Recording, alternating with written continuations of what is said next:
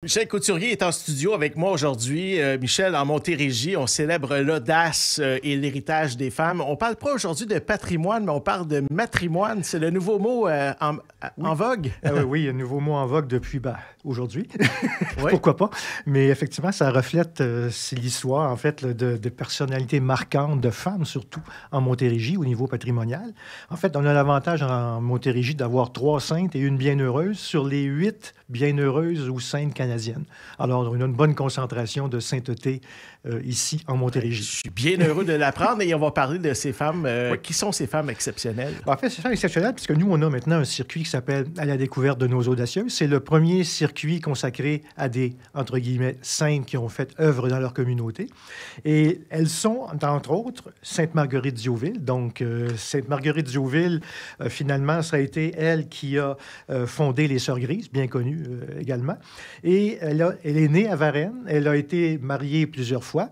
Elle a été une femme d'affaires et, plus tard dans sa vie, elle est devenue, effectivement, religieuse. Elle a fondé la congrégation des Sœurs Grises, effectivement, de Montréal. Mais en même temps, la communauté s'est établie à Varennes à l'origine et au manoir Diouville, qui est maintenant situé à Châteauguay et qui était le jardin de la Nouvelle-France à l'époque. Ce sont des noms que monsieur, madame, tout le monde entendent régulièrement.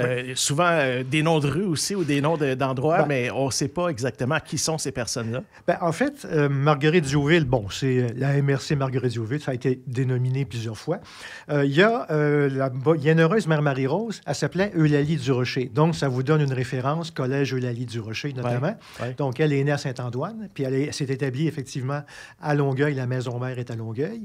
Et c'est un bâtiment classé patrimonial. On l'a déjà dit, 2 petites maisons patrimoniales sur le terrain de 19e, 18e siècle plus tôt. Et le plus ancien arbre de Longueuil est situé sur leur terrain, un vieux chêne de 350 ans. Donc, c'est un très beau site à visiter dans ce contexte-là. Et la ville parle d'éventuellement de le transformer pour des organismes communautaires. Une annonce pourrait être faite bientôt. Et on récupérera, nous, les sociétés d'histoire et la co-cathédrale, ces éléments-là pour en faire un musée patrimonial. Donc, c'est intéressant. Qu'est-ce qu'elles ont fait de spécial pour se démarquer à ce point-là, pour devenir bienheureuses? Alors, bienheureuse, bienheureuse pour, Mère Marie-Rose, c'est parce que elle, c'est une mission d'éducation des femmes. Alors donc, c'est cette communauté-là qui a fondé Vincent d'Indy, l'école de musique Vincent d'Indy. Elles avaient plusieurs communautés à l'étranger. Donc, ces sœurs-là ont particulièrement développé ce volet-là et la cause des femmes. Donc, on appelle ça des sœurs de gauche, si on peut les appeler comme ça. Mm-hmm. Alors, donc, c'est leur mission, par exemple, dans ce cas-là. Par contre, pour la Sainte Marguerite Diouville, c'est la fondatrice des Sœurs Grises de l'Hôpital général de Montréal. Donc, une fonction, à ce moment-là, oui, c'était des femmes d'affaires, il y avait quelques usines textiles aussi, mais en même temps, une mission au niveau de la santé. Donc, c'était vraiment cette mission-là qui les a marqués de ce côté-là, cette communauté-là, où était Sainte-Marguerite Diouville. Mère Marie-Léonie, parce qu'on a Mère Marie-Léonie qui est la sainte, en fait, qui est née à l'Acadie. Alors, elle, c'est plutôt un engagement communautaire pour les défavorisés particulièrement. Alors donc, j'en parlerai dans une autre chronique, c'est le site qui est à l'Acadie, qui était vraiment un site patrimonial, musée et aussi presbytère. Donc, c'est un peu cette œuvre-là dont on peut faire état. Et on n'oublie pas Sainte-Catherine de Catuita, évidemment. Mm-hmm. Donc, première sainte carrément des communautés autochtones. Ce sont des femmes qui ont grandi, qui ont vécu dans un milieu qui était plus difficile, qui n'était pas favorable pour ces femmes-là. Oui. Qu'est-ce qui, selon toi, les a rendues aussi résilientes puis influentes au Québec? En fait, particulièrement, ce sont des femmes persistantes.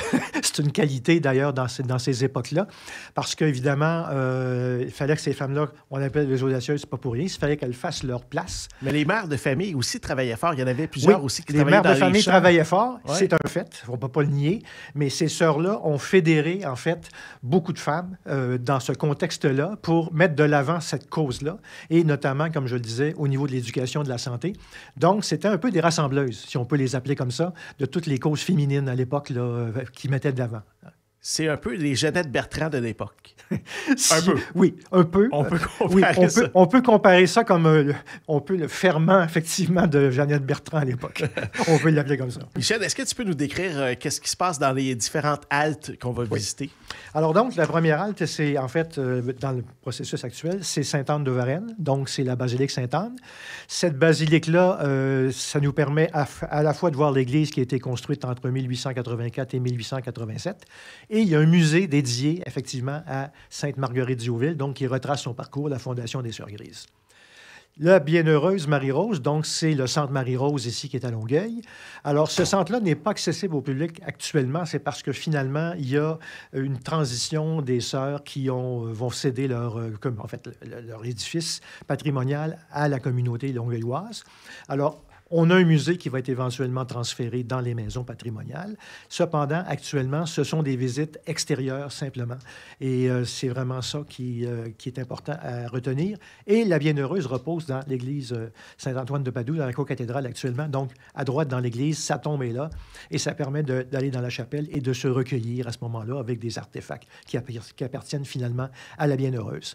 Enfin, le dernier site, c'est Marguerite-Diouville, donc le manoir Diouville, situé sur les bords du lac Saint-Louis, parc nature, ressourcement, bonne cuisine du terroir, vieux moulin du 17e siècle et un calvaire à ce moment-là, puis une grotte. C'est un peu ça, les caractéristiques. Alors, votre but à vous, les sanctuaires du fleuve, c'est vraiment de faire vivre encore cette histoire-là. Oui, c'est un retour à nos racines. C'est un peu un rappel de notre implantation, soit autochtone ou de la Nouvelle-France. C'est vraiment le message qu'on veut faire. Et dans Les Audacieuses, c'est d'honorer ces femmes-là qui ont laissé leur marque dans l'histoire du Québec. C'est un peu ça. Est-ce qu'il y a un lieu en particulier qui t'a touché, toi, personnellement, ou qui vont créer des émotions? Je sais que c'est difficile à dire parce qu'il y en a plusieurs.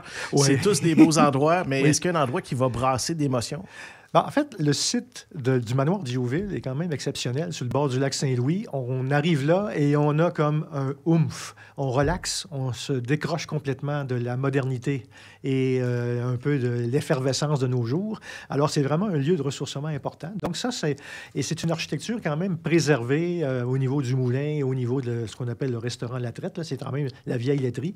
Tout ça remonte quand même au 17e siècle. C'est inspirant comme lieu. Ça peut inspirer des jeunes femmes d'aujourd'hui, là. Ah, tout à fait, tout à fait. Oui, c'est en fait, aujourd'hui, dans le fond, ce sont ces femmes-là qui ont finalement des femmes importantes qui ont finalement permis aux femmes de faire leur place dès cette époque-là, finalement, au 18e, 19e siècle, comme tel. On peut créer un circuit, on peut aller sur votre site web sanctuairedufleuve.com, sanctuaire avec un S dufleuve.com, et créer un circuit. Est-ce qu'on peut les faire tous dans la même journée ou c'est préférable de faire différents circuits? Oui, vous pouvez les faire pour ce parcours des Audacieuses-là dans la même journée, mais on comprend que c'est Varennes, Longueuil, avec peut-être un petit crochet à Kanawake, puis également au manoir Diouville.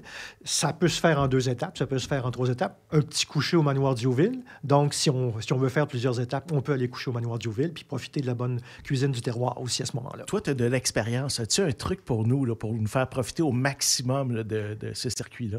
Au maximum? Pour bien planifier notre visite. Oui, en fait, ce qui serait intéressant aussi à ce moment-là, ça serait peut-être aussi profiter dans une des étapes comme telle d'une messe. Juste histoire de voir comment cette célébration-là se fait, parce qu'évidemment, ce n'est plus très, en fait, utilisé comme pratique de nos jours. C'est plus immersif. C'est très immersif à ce moment-là. Alors donc, ça pourrait, habituellement, c'est vers 4 heures, 16 heures, autour de ces heures-là, 16h30 que ça se déroule. Donc, dans une des étapes, ça peut être la co-cathédrale, par exemple, visite de l'église, visite du musée en après-midi, et à ce moment-là, célébration de la messe vers 16h30. Ça pourrait faire partie du programme. Commencer le matin aussi par le sanctuaire Sainte-Marguerite-Diouville à Varennes, première étape. Donc, après ça, on va à la co-cathédrale, comme je le disais. Petit lunch, peut-être le midi, avant la visite à la co-cathédrale dans le Vieux-Longueuil, un restaurant quelconque qu'on peut choisir. Et par la suite, on peut en après-midi, donc, se rendre au manoir Diouville et bien profiter de la soirée et coucher au manoir Diouville. Donc, ça serait un beau processus à ce moment-là. On va terminer, Michel, sur un petit moment savoureux, une petite histoire qui peut égayer nos amis qui nous écoutent présentement, des gens qui pourraient être intéressés par ce que tu vas nous raconter. En fait, je vais vous parler de Sainte-Marguerite-Diouville, une sainte qui déménage. Je vais vous expliquer pourquoi. C'est parce qu'elle repose évidemment à Varennes, donc il y a effectivement sa tombe qui est dans l'église. Mais Sainte-Marguerite-Diouville s'est promenée quelques fois parce qu'elle est morte en 1771. Son tombeau a été déplacé 6 fois. 6 fois? Oui, c'est ça, exactement. Alors donc, c'était complexe. C'est plus complexe qu'une commande sur Amazon, évidemment, là, pour la livraison. C'était un bien fragile de plus de 200 ans, finalement. Oui. Alors donc, elle a fini son périple là, mais on l'a vu là, plusieurs fois être, on appelle ça une translation. Donc, ces restes ont été transportés 6 fois avant d'aboutir à Varennes. Pourquoi 6 fois? Ben, en fait, c'est parce que à la fois, la communauté était établie à Montréal, il y avait le manoir du Hauville qui existait à l'époque, donc elle a eu un cheminement à travers cette étape-là. Ben, finalement, on se dit, ben, elle est née à Varennes. Alors, pourquoi pas? Pourquoi pas elle reposerait à Varennes, finalement? Alors, c'est un peu, son passage dans différents endroits. Celle qui déménage. Celle qui est... Mais moi, j'ai une petite dernière anecdote. Oui, vas-y. Alors, Mère Marie-Rose. Bon, alors donc... On avait une sculpture à l'extérieur, qui était une sculpture en cuivre faite par une sœur américaine qui représentait Sœur Marie-Rose. C'était à l'extérieur de l'église. Bon, on l'a rentré à cause des éléments, puis aussi à cause d'une chose. En 2011, des voleurs de cuivre Ben oui. se sont présentés, ont volé les 2 enfants une journée, ont laissé les pieds, évidemment.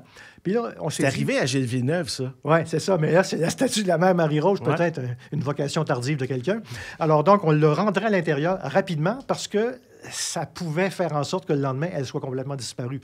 Ces mêmes voleurs-là sont d'ailleurs montés sur le toit de la co-cathédrale, on ne sait pas comment, pour voler des bardeaux de cuivre. Ah oui. Alors, le cuivre, une matière qui vaut très cher maintenant. Alors donc, c'est ça qui s'est passé avec Mère Marie-Rose. On est obligé de la rentrer dans le musée à ce moment-là pour la protéger. Ben, vous allez en apprendre beaucoup de choses. Rendez-vous sur sanctuaire avec un S du fleuve.com. Michel Couturier, toujours un plaisir de le partager avec toi et on se retrouve mercredi prochain, 15h30 ici sur cette antenne. Ben merci. Salut.